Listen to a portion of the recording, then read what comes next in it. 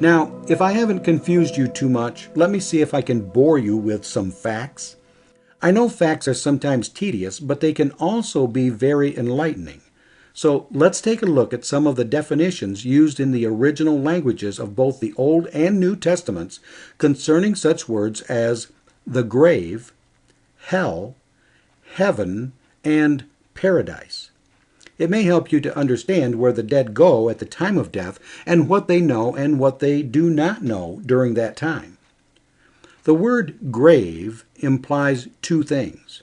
It is understood as either a physical location for the dead physical body, or it is the spiritual location for spiritual man.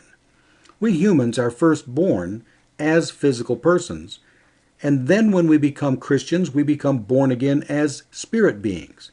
When we die, our bodies go to the physical location of wherever our grave site is, but our spirit being enters the spiritual place of the dead.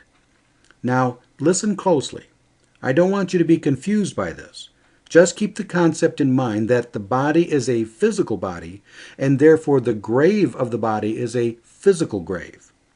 When the body dies and is buried, then the soul of the person enters a state of being, which is called Sheol in the Old Testament, and Hades, or Hades, in the New Testament.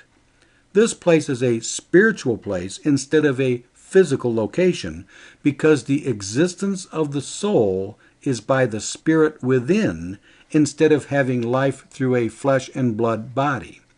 Therefore, the Old Testament Sheol, or the New Testament Hades, is a spiritual abode or residence for those whose bodies have died. Now, the easiest way to remember this is by the word hell instead of referring to the Old Testament word Sheol or the New Testament word Hades. You can best understand the place of death by referring to the grave as the place for the physical body and hell as the place of the spiritual person. Now, this does not mean that both the righteous dead and the wicked dead both live in the torment of hell, but initially hell is just a designation of an abode of the dead. And whether or not torment follows this is dependent on another concept.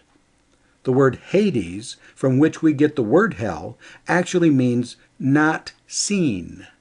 When people die, they are no longer seen by those who are still living on the earth in flesh and blood bodies. When you die, you will not be seen anymore on earth, but will be just a remembrance in the minds of those still living on earth. Have I lost you yet? Hold on a little longer and I'll try to bring this all together. So think of it this way. The body dies. The body goes to the grave and stays there. It no longer has a living soul, and therefore it no longer is able to move or think. It, the body, becomes inanimate. It no longer has life. So the only thing left of the person is the living soul, and the living soul is alive in the spirit, even though it is dead in the flesh. The body is dead, but the person is still alive in the spirit. Now the next part. When the spiritual person loses the body to death, the soul enters the spiritual world of the dead, and then again we have another division. Just as the grave is a dividing place between the physical body and the living soul, so is hell a dividing place for spiritual beings. We all enter the spiritual realm at the time of death, and in one sense the righteous live in the same realm as the wicked.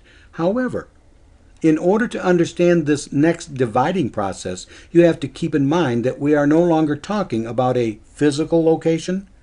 Once the body is dead and buried, the physical aspect has ceased, and the only location of our living soul that can be described is a description of a spiritual location. This is a bit difficult for people who have not been born again in spirit, and also not very easy for those of us who have been. However, the important point is to realize that hell, in general, is first referring to the place of those who are considered dead because the body has died. But secondly, it is the dividing place between the wicked and the righteous, in that in the realm of the dead there are two states of existence. The first state of existence is a state of torment. The wicked are tormented because they have no hope. Therefore, the realm they live in is referred to as hell. But the righteous have no torment because they have the knowledge of salvation that comes through the promises of God. Therefore, the realm they live in is referred to as paradise.